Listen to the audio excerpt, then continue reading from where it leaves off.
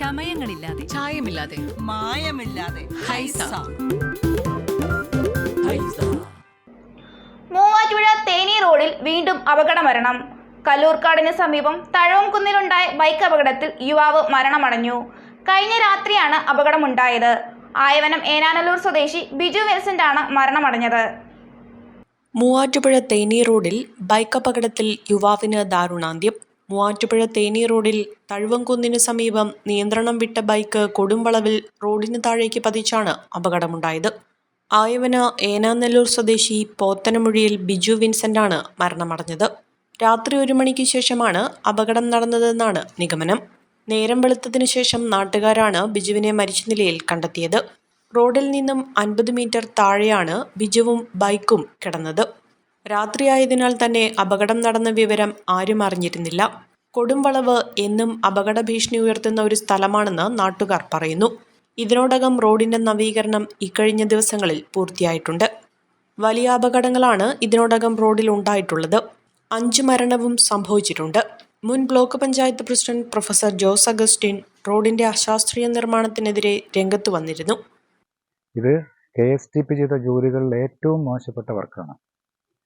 നേരത്തെ ഈ കോട്ട റോഡിൻ്റെ പണി ആരംഭിക്കുന്നതിന് മുമ്പ് ഞാൻ മൂവാറ്റുപുഴയ്ക്ക് സ്ഥിരം ഈ ബൈക്കാണ് പോയിക്കൊണ്ടിരുന്നത്.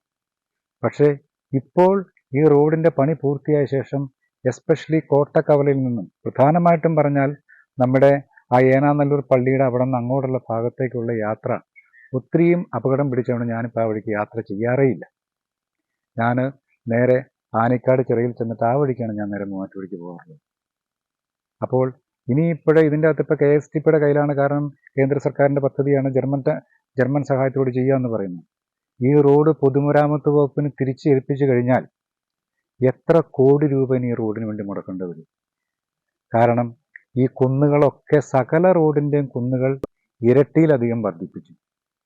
ഈ കുന്നുകൾ ഇങ്ങനെ ഉച്ചസ്ഥായിൽ നിൽക്കുകയാണ്. ഒരു സൈഡിൽ നിന്ന് 2 വണ്ടികൾ വരുന്നു, മറു സൈഡിൽ നിന്ന് 2 വണ്ടികൾ വരുന്നു. നമുക്ക് വണ്ടികൾ വരുന്ന കാണാൻ നിർവാഹമില്ല. റോഡിൻ്റെ മേളിൽ ചെല്ലുമ്പോഴേ കാണാൻ പറ്റുള്ളൂ. ഒരു മാർഗവുമില്ല, വണ്ടികൾ തമ്മിൽ കൂട്ടിയിടിക്കുക എന്നുള്ളത് വേറെ മാർഗവുമില്ല. വളവുകൾ നിവർത്താതെയും കുത്തനെയുമുള്ള കയറ്റം കുറയ്ക്കാതെയുമുള്ള റോഡ് നിർമ്മാണം വലിയ അപകടങ്ങളാണ് ഉണ്ടാക്കിക്കൊണ്ടിരിക്കുന്നത്. 1 മാസം മുൻപേ സ്കൂൾ ടീച്ചർ സ്കൂട്ടർ അപകടത്തിൽ മരിച്ചത് ഇതേ റോഡിലാണ്.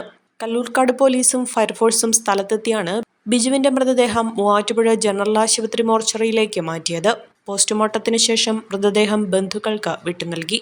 നേത്ര സംരക്ഷണത്തിന് നമ്മുടെ അഹല്യ ഫൗണ്ടേഷൻ ഐ ഹോസ്പിറ്റൽ, കേരളത്തിൽ എല്ലായിടത്തും.